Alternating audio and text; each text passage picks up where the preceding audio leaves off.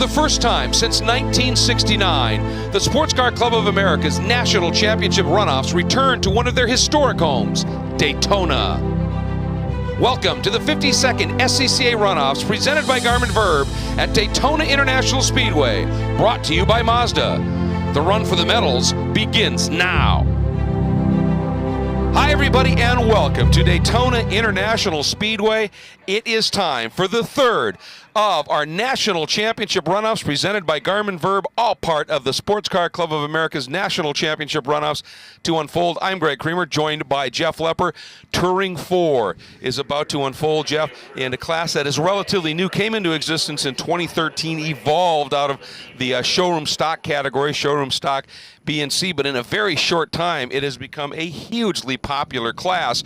And, of course, we have a third member of our broadcast team. His name is Hayward Wagner. He is down in the pits as the race is about to start, and I'm sure, Hayward, you've got a little bit more information to give us about this category. Guys, it's time for some door slammers. The sedan's getting ready to go out. These are factory tub cars, and we've just had the clouds roll in, so the conditions have changed a little bit. The temperature has dropped. It'll affect power. It'll affect tires. Well, Jeff, and that's going to be very interesting, obviously. That makes the conditions, if it cools the track, cools the air a little bit, everything goes a little bit quicker. And this class isn't quite as sensitive as a full aero type of a class, obviously, but there's going to be some changes. No, a little bit, yeah. The way the cars handle, the way they set these cars up, you want them for the long run.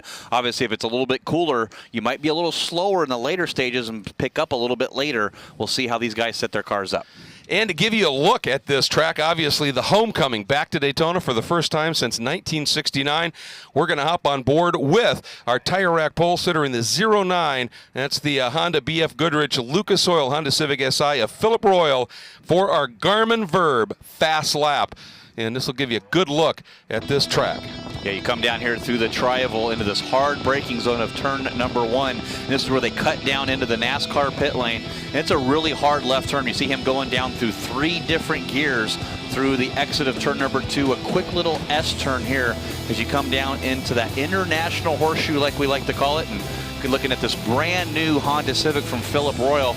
Built this car literally just for the runoffs. The car that he campaigned all season long was a brand new build as well at the beginning of the year, highlighted in Sports Car and Racer magazine. So a brand new build in this Honda Civic Si, and doing a good job as he comes down through. They call this the cake. This is one of those ones that he should be flat out in this car, and nope, never lifted there as you hear him come down through the gas. And this is our east horseshoe as you come down into the way outside, late braking as you come down back to the inside. You see him fighting this front-wheel drive car as he gets back onto the gas. Well, and one of the reasons he built this is a track where obviously you want something real slippery, and that Honda Civic Si has that. And also, I would think, sometimes front-wheel drive, when you have so much of the front wheels and tires on the car, it takes a lot out of it. Here, once you get up in this banking, there's a lot of time for stuff to cool. Yeah, it really is. The tire's cool, and I was talking with John Heinersey a little bit earlier, and he says what you want to do is you really want to just have it to where you're touching the steering wheel with one finger on the oval, set the car up for the infield, which is a lot of guys got caught out on that. They're really setting the cars up for the oval and the straightaways here and suffered during those 4 days of qualifying. As you come down here into the bus stop now, hard braking zone. You're right there at the 200 marker. He'll dip the brakes, downshift once, come down through. You want to just hit the curb as much as you can here. You see the car bouncing over here as he gets a little sideways, a little loose, comes back on the oval. Those cones that are on the left on the exit of the bus stop, they don't last long in any of the race sessions here. You'll see those cones threw up as you go into the NASCAR turn number 3 banking here. And this is where you want to stay right tucked on that yellow line. If you go up too high, you're making the track longer than you need to be. The speeds are carrying here about 140 to 150 miles an hour for our T4 cars here. No reason to carry that speed all the way up the banking as you come back into the tri-oval and cross the line. And you can see down the lower left of your screen, folks, all of the great information that the Garmin Verb provides, along with some great video, that HD video as well. It's a great data acquisition unit that interfaces with all of the Garmin products. It's a remarkable device, and we're lucky to have them as the presenting sponsor and a great partner of Sports Car Club of America, as now you get that nice shot, the big picture perspective of this track. And you were talking about those cones. You're talking about anything here that's got a little bit of ground clearance too. You'll see them do a little bit of curb hopping and the like as well. This should be an entertaining race. Yeah, this one with the front-wheel drive Honda Civic. You have the Mustang that's really a soft-bodied car, so that one will roll and go over the curbs really good. The Acura RSX, those are cars you're going to see wanting to bang the curbs and get that car to rotate in these front-wheel drive cars. So a way different driving style, not only these drivers, but also the car makes that you have. And boy, we have some serious talent on board some of these cars as well here as you're getting ready to go. Philip Royal, this is great. I mean, his first tire rack pole in Runoffs competition. But you take a look at Mike Skornovacki, what he has done this year, it's just remarkable. He has had 9 starts, all of them podiums, 8 of them wins from 5 poles. I mean, there's been some exceptional talent. And even so, he didn't get the pole. I mean, that's the level of competition here. Let's check in again with Hayward. Guys, a couple of storylines in this race. First of all, front-wheel drive versus rear-wheel drive. Philip Royal, a horsepower advantage over the rest of the field, but he's going to have to manage his tires in a different way than the rear drivers. And, oh, by the way, I saw him this morning. He's been up since 5 a.m., and he sounds like a 100-year-old chain smoker. He has something going on with his health today, so we'll see how he can keep his focus. The other big story here back in rows 5 and 6, Don Knowles and Scotty White. Don Knowles driving out of Aquilante in Phoenix, Scotty White out of Naked Racing. Those teams have a historical dislike for each other. They're good friends off the track, but they got together yesterday and decided their Venn diagrams of interest had just the narrowest amount of overlap. Look for those guys to work together to try to go through this field. I asked Don if he thought they could get to the front. He said, I think the front's going to come to me. So keep an eye on those rows in front of them for mistakes with these drivers that do not have the experience of a 6-time champion. I was going to say exactly the point there, Hayward. Jeff, 6-time national champion Don Knowles has been running at this event for a very, very long time. A huge amount of experience, obviously, when you take a look at what he's achieved in this category.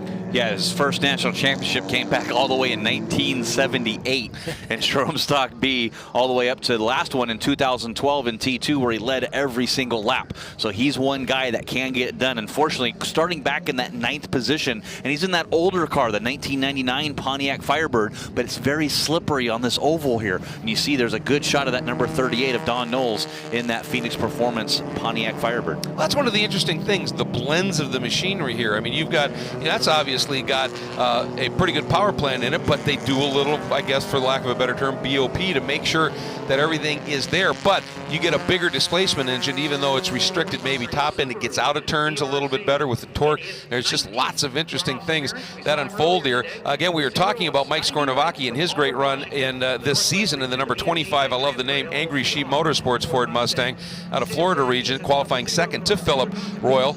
In that second row, the 77, another very experienced driver, Lance Stewart, has a championship to his name in the Hoosier Mazda RX-8, a car that everybody figured would be pretty darn good here. He runs out of the Reno region. Toby Grahovic, a 2-time champion in the number 24 Classic BMW. That's the Z4 that he runs out of Texas region. Row 3, the 22, Tim Myers in the BF Goodrich and Carbotech Mazda RX-8 out of Atlanta region. And the number 21 of Mike Say out of Irvine, California, and doing a nice job in the Honda Performance Development. That's the 2012 Honda Civic Si. Then a guy that was looked at very strongly as a potential medalist here, qualified 701, Tom Wickersham out of San Francisco region, driving the BF Goodrich Main Straight Racing Mazda RX-8. He ran one almost all season last year, but when the national championships were going to Mazda Raceway Laguna Seca, that was an MX-5 track. Got one of those and proceeded to put on a tremendous run there when ending up with a second place and a silver medal. The number 32, Ralph Porter, the Hoosier Tire BMW, is going to start in that 8th spot. Don Knowles, 9th. We talked about Stanzaki. Will start in the 10th spot in the 00 BF Goodrich Summit and Hawk Performance 2005 Acura RSX. Then in 11th is the 0 of Scotty B. White in that BF Goodrich Night Transport Ford Mustang, the V6 entry. Then starting 12th, 7, Jared Lindrum.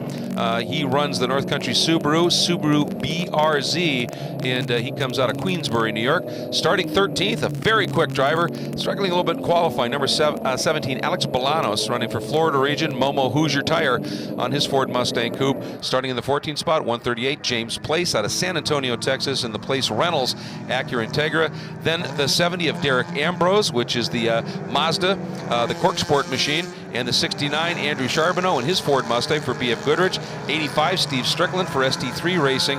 And the Mazda MX-5, the 4, Bob Demers out of Dover, New Hampshire, in the Midway Buick Pontiac Solstice. Joseph Cooley, the number 9, he will start in his Mazda MX-5. Then the 34, Stephen Lewis in the final row. Tom Aquilani, the number 72, in the Chevrolet Camaro from Hoosier and Hawk. And the 83 of Tracy Geiger in the Central Florida region Honda Civic SI Coupe for Hoosier.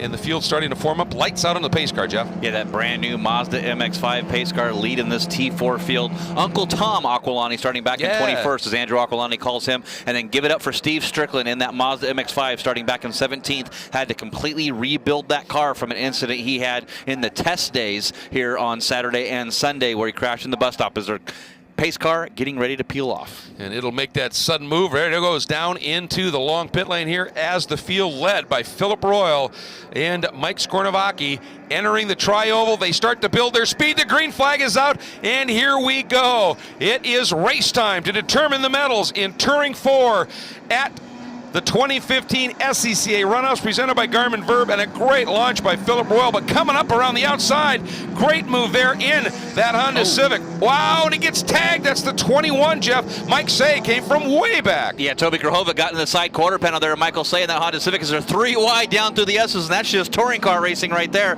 as Michael Say still dropping wheels off as he comes down into the International Horseshoe. Yeah, they're still pinging off each other just a little bit. 3 abreast through the International Horseshoe. And again, you can do that with these type of cars with those fenders, and they tend to rub them a little bit. Well, hey, rubbing's racing here at Daytona, isn't it? And out finally of that West Horseshoe, the International Horseshoe now, and now they will make the turn through that kink. Jeff, that's a very quick corner down into the West Horseshoe. Yeah, your top speed there, you don't lift, you just kind of turn the wheel there, commit, hope the car holds, and go down into this horseshoe. And all of that little bit of argy-bargy has allowed that top 3 of Royal, Skornovacki, and the 77 of Stewart to clear out a little bit. But Mike Say coming from 6 now up into the 4th spot. It wasn't pretty, but it was effective. Yeah, he did a good job there. He probably would have had 2nd, maybe 3rd, if he wouldn't have got tagged there by Toby Grahovic. And Toby Grahovic's dropped way back. I think he's back in 9th place now. Boy, and Lance Stewart now down to the underneath of Skornovacki, trying to take that 2nd spot away. And by the way, Don Knowles has come from 9th to 5th. In that black number 38. So we'll be keeping an eye on that machine. That's the Pontiac Firebird. But up front here in the podium position, look at that. The 77 of Lance Stewart does make the move and gets around Mike Skornovacki. You did the very smart thing there, Jeff, and tucked in behind very closely. You don't want to battle at this stage because that might just allow Royal to get away. So once that pass was completed, he just tucked in. Yeah, Skornovacki doesn't have national championships for no reason there. He knows to tuck in behind Lance Stewart. Those 2 multinational championships here in the SCCA National Championships. Going to try to run down Philip Royal. It's going to be their only shot as we see the number 34 pulling off the track right now. That's Stephen Lewis in the Stephen Lewis Subaru Ford Mustang, sort of parked there on the side. His race is done, unfortunately. Boy, early problems here. This race, 14 laps, 40 minutes, 50 miles essentially, whichever comes first here. Conditions right now, I would think, would be just about perfect. And Mike Say, he's cleared that group behind him. He's now close enough, Jeff. He's starting to benefit from a little bit of a tow here, and he is closing up big time here, trying to make this battle for 2nd a 3-car battle. It doesn't take much. These big sedans cut a big hole in the air, so if you can just barely get that air disturbed right in front of your car and let that go, you can tuck and suck in right behind somebody and get that draft down the straightaway. The first time we've been here at Nationals in Daytona in, I think, almost 40-something years at Daytona. Yeah. So it's been a little while as he drops a little wheels off there for Lance Stewart. You can do that there on the exit of the International Horseshoe. It does drop off there, but you'll see guys doing that all day long. Yeah, as long as you got a little bit of clearance on the cars, that is an abrupt drop-off. But you can see the margin they've already opened up over Don Knowles, and I think part of the reason is he's now got a mirror full of Tom Wickersham in that silver Mazda RX-8. The 01 entry, a medalist at Mazda Raceway Laguna Seca last year. So Wickersham is starting to come up into play here. Knowles had actually slipped around him in a great opening lap. Wily Don Knowles getting it done here. But here is that battle continuing for 2nd. And that's got to be concerning him a little bit here, Jeff, as Royal in the 09 up front is just starting to ease away a bit. Now it looks like Lance, see if he can clear Skornovacki. And the reason I say that is because you can be 10, 15 car lengths back and still get a tow here. Yeah, and you see that. You can see that right now with Michael Say starting to really close in on Skornovaki. That gap across the line was only 0.8 seconds, and you see it on your screen now. He's about 3 car lengths behind that Mustang, so we're about to have, I think, by the time we get to turn number 4, a 3-way battle for that second place as everybody behind him. There's Don Knowles, Tom Wickersham, and Toby Grahovic trying to go on the inside of Wickersham into the bus stop. Yeah, I think he realized at the last moment he just wasn't quite close enough. And that might be Ralph Porter, who got a nice move and went around Jared Lindrum. We'll keep an eye on that as we're back up and onto the banking here. And there is that battle. And that's a 3-car battle right now, essentially, for that 5th spot. Yeah, Don Knowles leading over Wickersham. I saw Wickersham a little bit earlier on Tuesday sitting on the dyno getting this Mazda RX-8 tuned. Said it felt so slow on the oval, he thought there was something wrong with the car. Nothing wrong, it looks like, as he's trying to battle for 5th now in this T4 National Championship race. Boy, what a clump of cars this is. Up through the tri-oval as they come through and complete the second lap. By the way, last lap, Philip Royal had set the fastest lap of the race by 0.8 of a second. That's the margin. He does it again at 2:15.9. He has just turned for a fast lap as we watch Don Knowles sitting in that 5th spot, but Wickersham and Grahovic in a very close concert. Then Tim Meyer, then Scotty B. White now is up into this top 10 mix as well, as they've all gone around Jared Lindrum. And an outside battle here. Knowles opening the wheel up and Wickersham just trying to cut down underneath and slide through. Jeff side by side heading to the kink. Yeah, Wickersham made that move. If he didn't get it completed, he might lose it to Grahovic. And no, Grahovic has to pull him back behind Wickersham. But good move coming down the International Horseshoe, just trying to get around Don Knowles. You have to do something at this stage if you're watching everybody else get a whoa, and a little bump there. Wickersham left the door open, Grahovic went for it, and the car just sort of flat slid a bit and just tapped him. Yeah, Wickersham already had a donut on the side of that car. Now he's got a big dent this time as they two made contact coming out of that East Horseshoe. And now through turn 6, crucial corner this because it's the one that leads you up into that long banking rung, and you had better get out of it well. Wickersham needs to be a little careful there.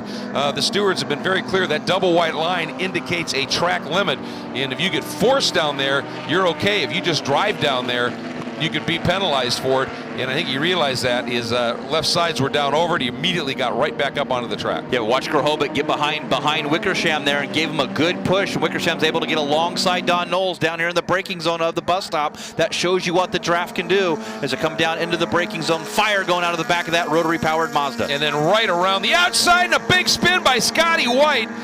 And heading into the bus stop, just a little bit too much rear brake. And there's a little by the 38 of Knowles, and that's been okay. We had a long meeting with the stewards about the bump drafting, and they said we can't monitor it everywhere around the track. So what we're looking for is if contact, any kind of contact that makes a car that gets hit erratic or knocks it off the track, or the car that does initiate the contact knocks, it actually takes advantage of it and gains a spot. So that was a good clean move. Yeah, Scotty just all by himself. I think it was just a little bit down to the inside, maybe pinched it, Jeff. Yeah, trying to get into that braking zone as deep as you can, still turning while you're trying to trail brake it, and just drops off a little bit as the gap is 2.4 seconds with Philip Royal over Lance Stewart. And there is Michael Say, got around Skornovaki for that 3rd position now. Yeah, Michael is looking extremely racy right now, doing a superb job as we go back and watch this fascinating battle. That changing. Now we'll see whether Wickersham in the 0-1, the RX-8, that silver machine is able to open the margin up just a little bit as the 32 of Ralph Porter and his BMW Z4 comes up right into the mix onto the tail of 22 Tim Myers. And Tim, too, is running one of the RX-8s that a lot of people thought might be a pretty good package here. And right now, though, it is that Civic that is up front and really putting on a bit of a clinic right now.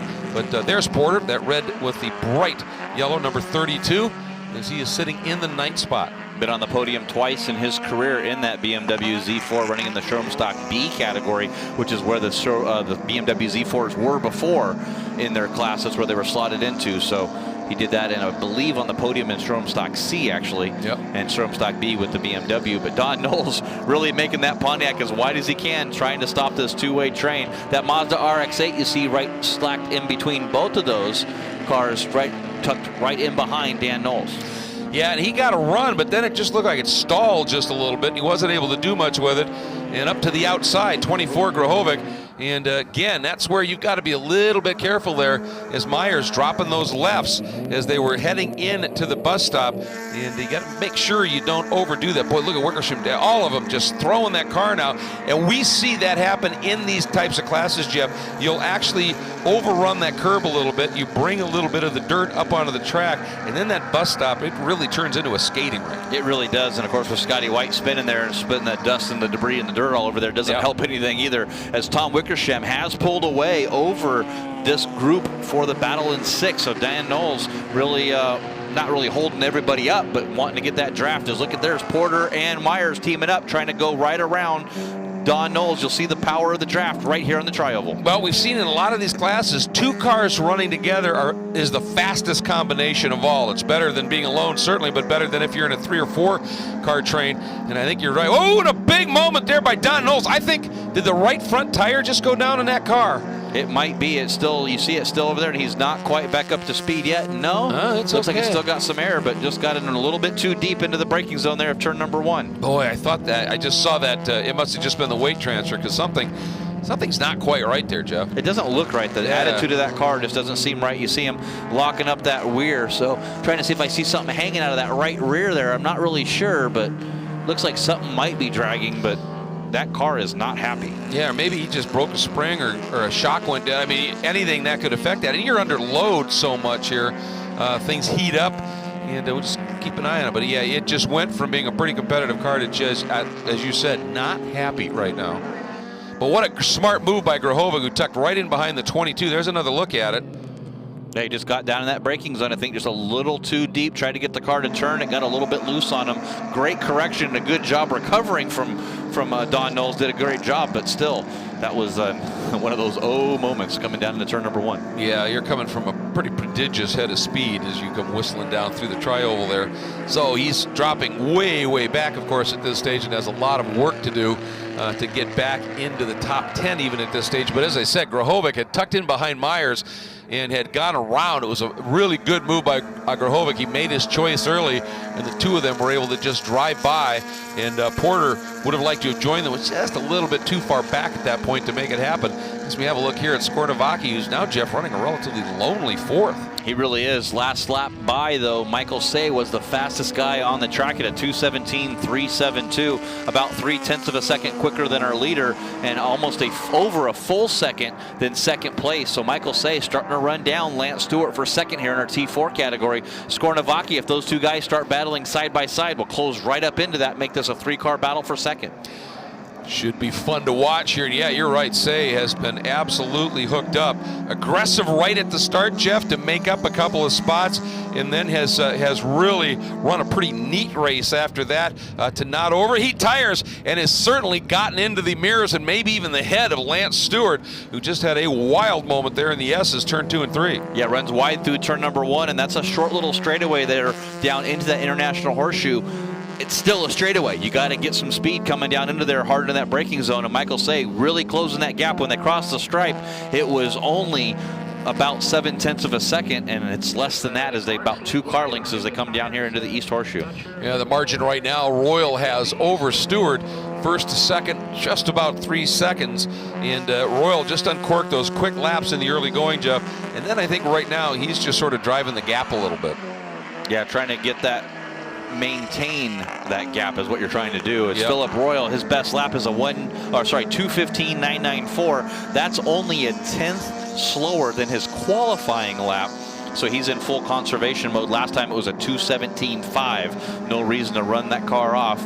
He's BF Goodrich G-Force R1S's that a lot of guys are running now is a really great longer distance tire. So even the tire strategies played out here with the Hoosiers versus Goodyear versus BF Goodrich. And that's part of it too, isn't it? I mean, you have to get your car to work with your tire choice, and not always the easiest thing in the world to do, but boy, I'll tell you, they have hit that setup absolutely spot on for Royal. Yeah, they really have. And when I say they, he has. He's by himself. He's out there crewing the car. He's driving the car. He's towing the car. He does it all. I saw him in the garage areas a little bit earlier this morning, and he said he didn't feel very good, but he says once you get in that race car, you feel great. I'm on the pole at the National Championships runoffs with my brand new car. I can't be any more happier.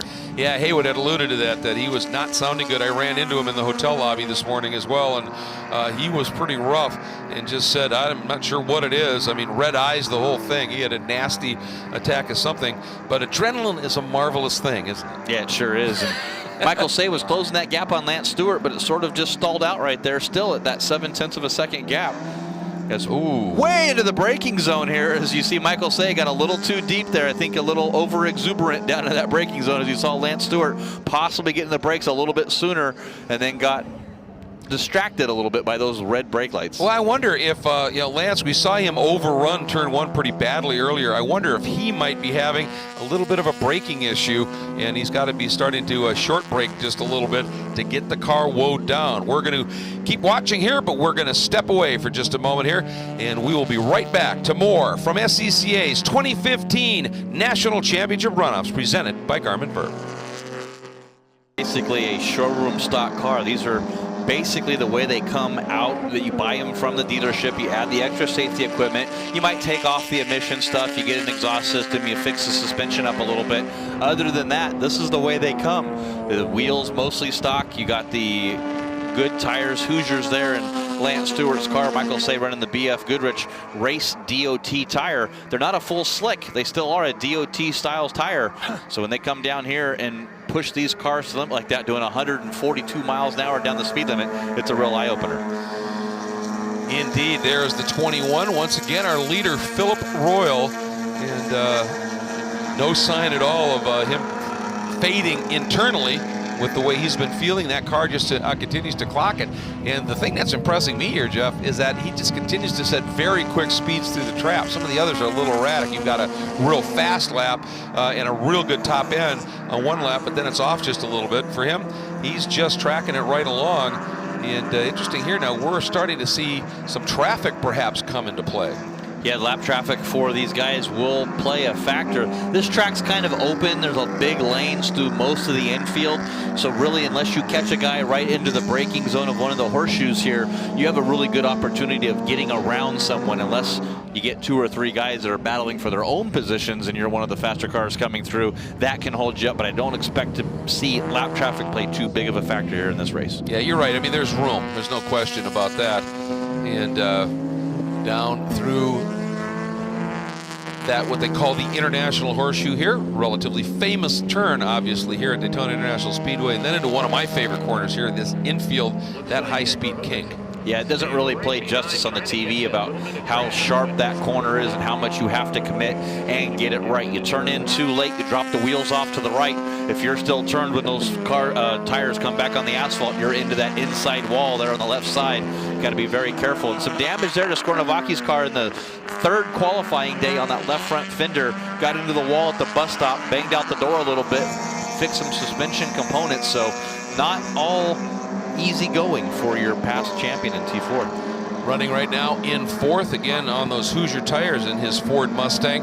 And not a big surprise here to see that in a straight line, Jeff. He's one of the cars that's a little bit down, and it's just because that Mustang, compared to some of these other cars, presents a pretty large frontal area. And it's humid here, which means there's a lot of big moisture droplets in the air, and that just really slows these cars down.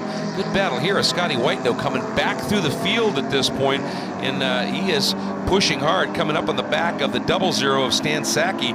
Those two guys in the I love where Stan's from. Truth or Consequences, New Mexico. Great town there in that Acura. And Scotty B. White, after his problem, coming right back up. Ironically, they qualified 10th and 11th with Saki right in front of Scotty White. And they're back with that order again, just running 12th and 13th. And getting a good shot right behind him of Derek Ambrose, too. That brand new Mazda 3. Getting that car built directly before Mazda Raceway Laguna Seca for the Pearly World Challenge race. Didn't quite make that race fit. Decided to go ahead and focus on doing the National Championship Runoffs, had an incident in the qualifying session. He's doing double duty here, and unfortunately during the qualifying, T4 is in with B-Spec as well, so he had to split the time between two cars. Had an incident, really pancaked the right side of that brand new Mazda. Still has the window sticker in the rear window of that Mazda 3. Seriously new is what you're saying. Ooh, problem there, it looks like, coming up on the back of Andrew Van Charbonneau. I think Andrew realized he just, something's not quite right. He got way out of the way and let those two come whistling by, and they now have pushed Andrew Van Charbonneau back to 13th. So Stansaki now runs in the 11th spot. Scotty B. White in 12th, and there is Charbonneau.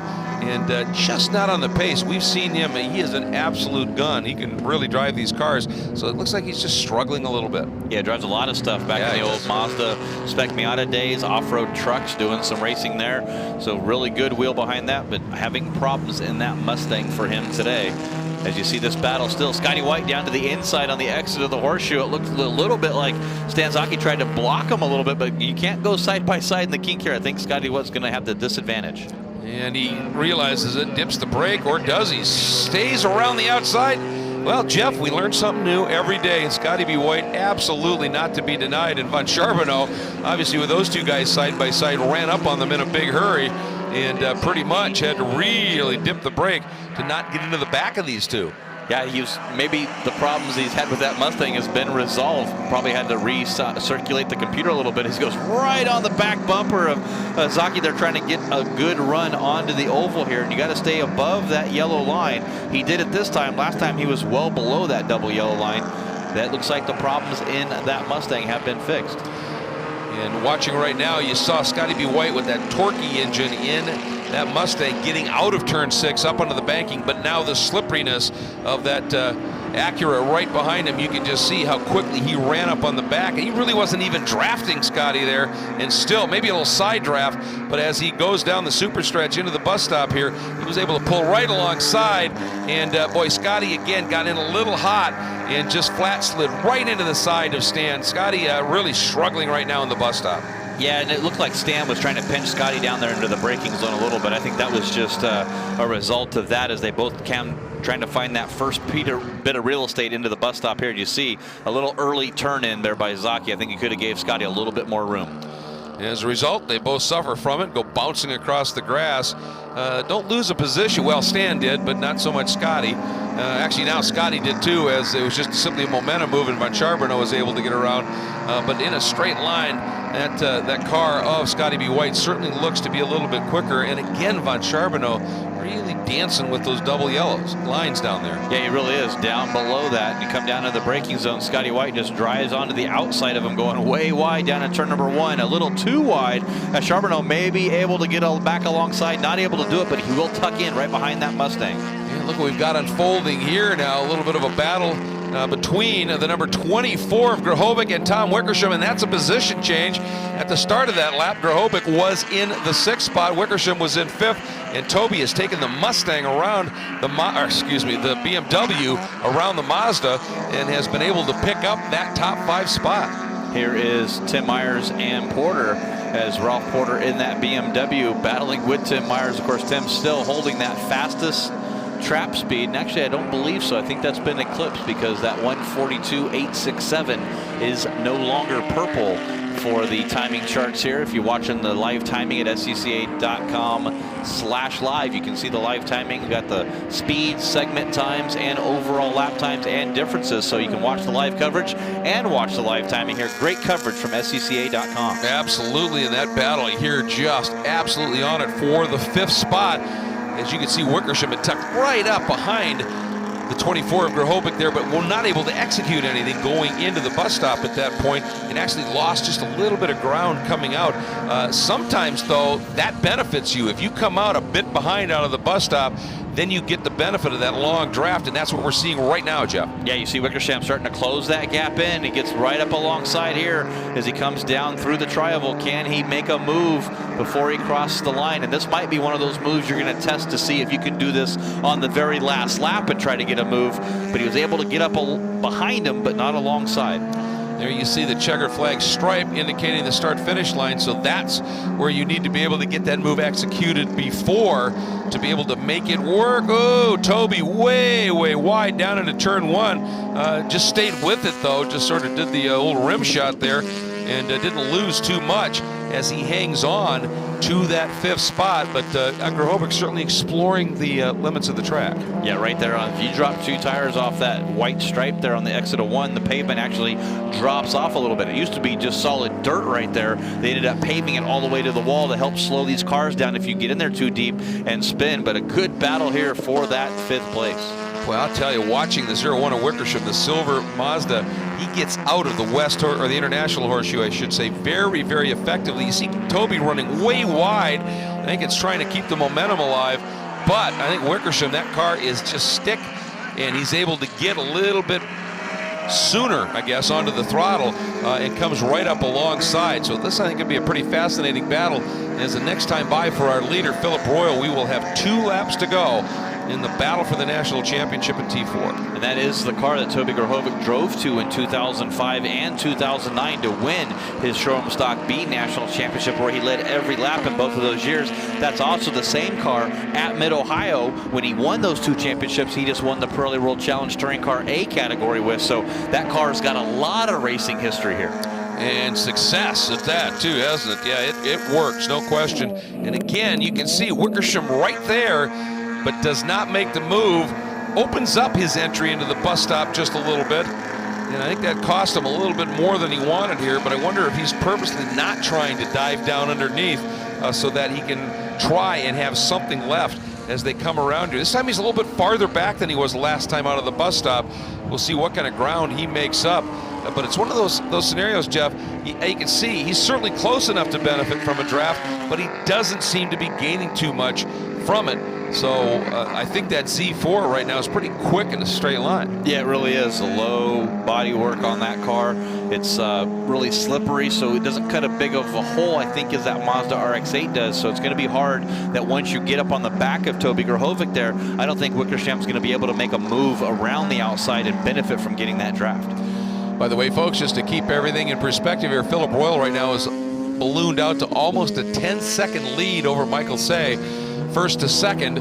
And, well, that's been a change now as Lance Stewart has come through and taken through that second spot away again from Mike Say. The battle for second is a pretty good one here. And then Skornovaki is back and forth, about 3 seconds adrift of this battle for second. But now having a look, and I think something may have happened here, as I think Stewart, he's been struggling just a little bit, and we'll see if he maybe took that spot away and then overshot turn 1. That's our best guess. We've seen him struggle there a little bit already. Yeah, it's looking at the timing charts, Lance Stewart is 9.685 behind Philip Royal, and Michael Say is 9.686 behind Lance Stewart. Almost identical distances between our first or second or third place car on the gaps of times, and 3 more seconds back to Michael Skornovaki from Michael Say. So it's a smaller gap between third and fourth, but still about 2 more laps to go here. And about, we take a look at it now, about 5 seconds from Skornovaki back to this great battle for 5th we've been following between Grahovic and Wickersham. And there you have a look at Mike Say. There goes Stewart through the bottom of your frame, as you said, in second. Now, here comes Mike Say, but you can see Skornovaki, that looks a little less now, Jeff, than 4 seconds. He might be making some ground up. Yeah, last lap by, he was 0.6 of a second quicker than Michael Say, starting to close that gap down here in that front-wheel drive car, like Hayward Wagner alluded to at the beginning of the race. Will these front-wheel drive cars start burning these tires off, and that rear-wheel drive car able to maintain those tires a little bit better? I think here the front-wheel drive cars might have a little bit of an advantage over that, where because of the oval, when you're cooling those tires off in the oval, you're not really using them that much. You get a lot of time here to cool these tires on the front of these cars. By the way, Don Knowles, after that early issue, has fought his way up into the 9th spot. He's into the top 10 right now. And we are on our final lap. There is the 09. Boy, has he just controlled this one perfectly from the very, very front of this. That's a wide arc he's taking through that international horseshoe, isn't it? Yeah, I'm not sure what happened there. Is it looks like Lance Stewart was about 2 seconds quicker. Yeah. Did a 2:15.482 last time by, and that would be good for the fastest race lap, and 4/10 of a second, or sorry, about 3/10 of a second quicker than the pole speed that Philip Royal does. So here, with 1 lap to go, Lance Stewart starting to charge up. Absolutely, and we just saw that rather bizarre line through the international horseshoe for the 09 here, and again it looked like he maybe was going to overrun turn 6.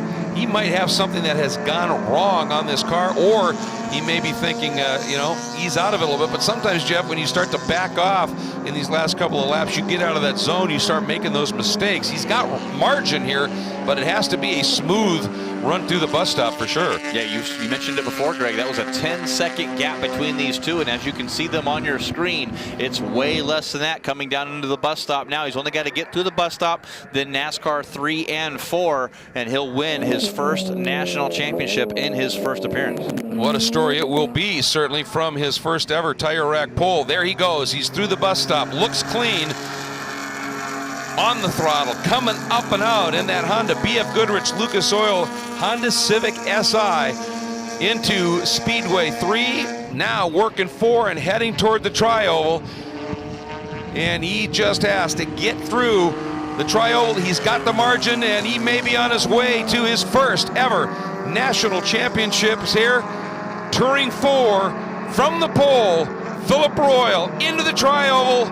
A dominating drive, controlling it. A little bit of a slip right at the end, but under the checkers, your national champion in T4, Philip Royal.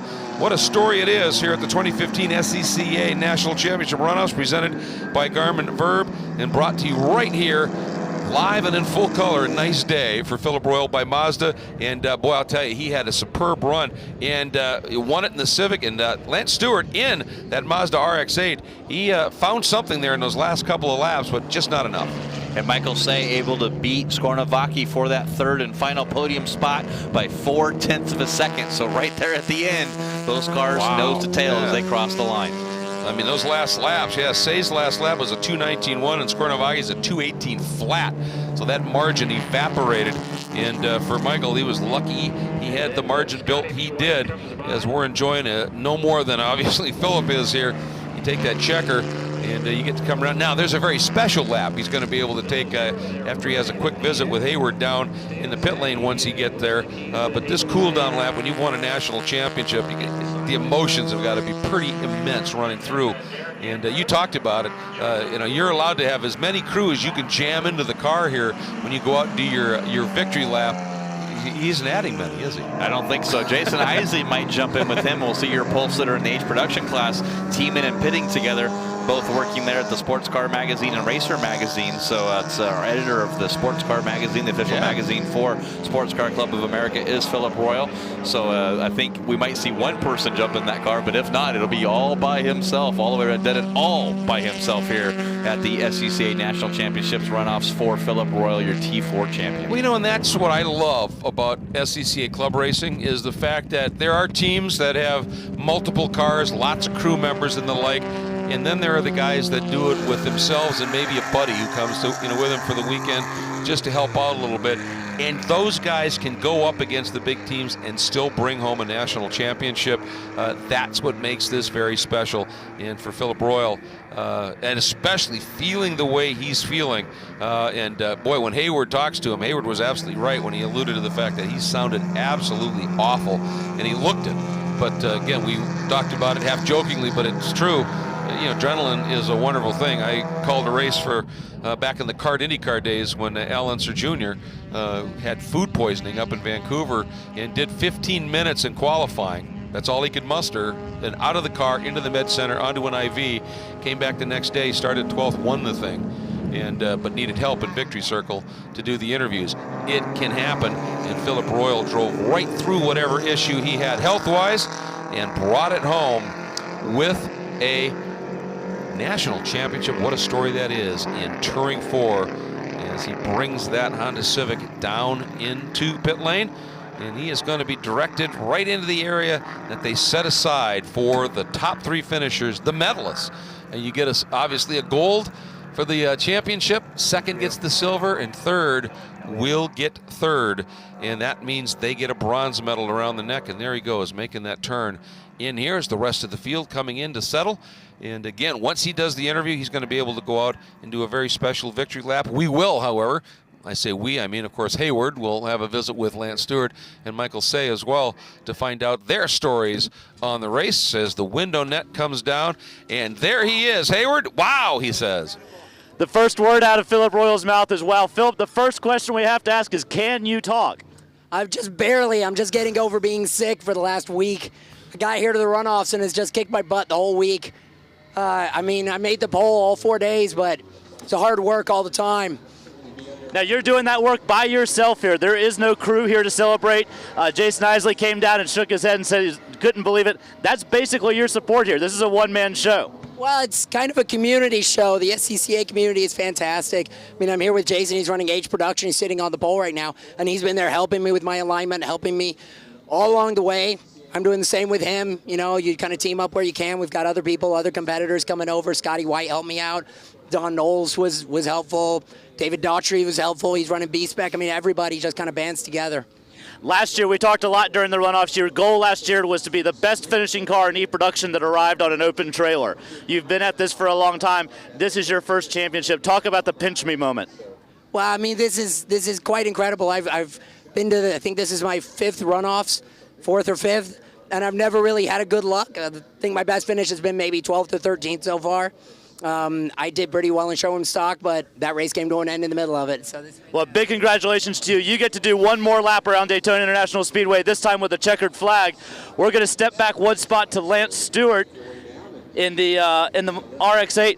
Lance, first couple of laps, I don't know if you were looking in the mirrors, but they were running 3 wide behind you. Did you think you had a chance to get the lead cars separated here and have a battle amongst yourselves? Well, that's certainly what we hoped for, but it was painfully obvious after the first lap that our car just didn't handle the straights like that Civic. But it was absolutely unbelievably good everywhere else. Our Hoosier tires were certainly the class of the field, and this Mazda RX-8 was unbelievable. I got to hand it to Dave Mead, Special Vehicle Logistics. They just gave me a perfect car. I just didn't have the speed on the straight. Well, congratulations to you on a great second place finish here at the runoffs. We're going to step back one more quarter. Michael saying, guys in the booth, can you tell me, did Michael get the fast lap of the race? We'll have a quick look here. He turned a 2:17.3. No, he didn't, but it was a good one. So, Michael, you had 2:17.3 was your best lap during the race. Several times during the race, you were the fast guy on the track. Did you know you had that good a car coming into this? I didn't know. I had no idea. We were struggling with setup all week, and but we put it together towards the end of the week, and here we are, I guess. It was a great finish for you, finishing third. 2 Hondas on the podium, 2 BF Goodrich tires on the podium. Talk about the folks that helped you get here. Yeah, I'd like to thank the BFG guys. Were phenomenal this weekend, just setting up tires and helping us with pressures and stuff. THRW members, Matt and Lee, and the rest of the team, Honda R&D Americas, and Honda Performance Development. The guys there really helped out as well. So let's talk about that start. You had quite an aggressive move going into the first couple of turns of this race. What was your mentality there at the start? Yeah, I had some speed, and there wasn't room for me on the inside, obviously. So I stayed on the outside, but I got bumped from the rear, which sent me off into the grass, and that was that. Well, big congratulations to you and all of our podium finishers here in Touring 4. Back to you guys in the booth. Thanks very much, Hayward. And there goes Mr. Royal on that very special lap. Looks like he did find somebody to crawl in with him and share the moment. And I just wanted to point something out. You know, for Lance Stewart now, he gets that silver medal with a second place finish here. He won a gold medal in showroom stock B, but it was in 1986 at Road Atlanta. So he's been doing this for a long time, and an absolutely great guy, Lance Stewart is for sure.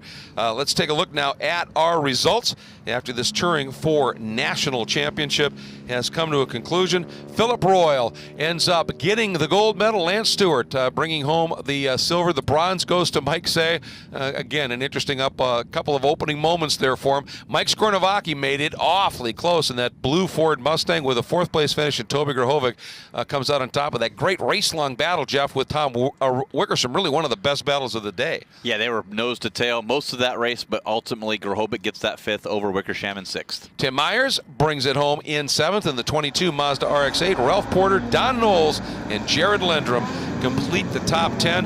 And here we go, another look at what turned out to be a great race. And there you can see it was Grahovic just getting into the side there, and that gave him the big wiggle, but he was able to save it and come back and bring it home with a bronze medal. A couple of big moments for Scotty White. A great action unfolding as you would expect here at the National Championship Runoffs, Jim. Yeah, best save of the race so far. Don Knowles there down into turn number 1, side by side there with Stan Zaki and Scotty White as well. Back in the bus stop. I think that's been the Achilles heel today for Scotty B. White. All right, that wraps up our Touring 4 run to the medals, earned by Philip Royal, the gold, Lance Stewart, the silver, and Mike Say, the bronze. We'll see you next time, everybody. The 2015 SCCA National Championship Runoffs, presented by Garmin Verb, is being brought to you by Mazda. Mazda, driving matters. 16 wide eyes. Driver's license took 2 tries, bought a Roadster secondhand. Playing parties with the band, loaded up, off to state. Hijinks, tailgates, starter, midsize. Family cruising. Now in the garage, something new reminds you of when you were you. It's time to face facts. You're a gearhead. You wish the freeway on-ramp was your personal racetrack. Well, buckle up, buddy, because the Sports Car Club of America wants you. With 40,000 members and events across the country, the SCCA has all the excitement you can handle. Dance the blacktop two-step with SCCA Solo.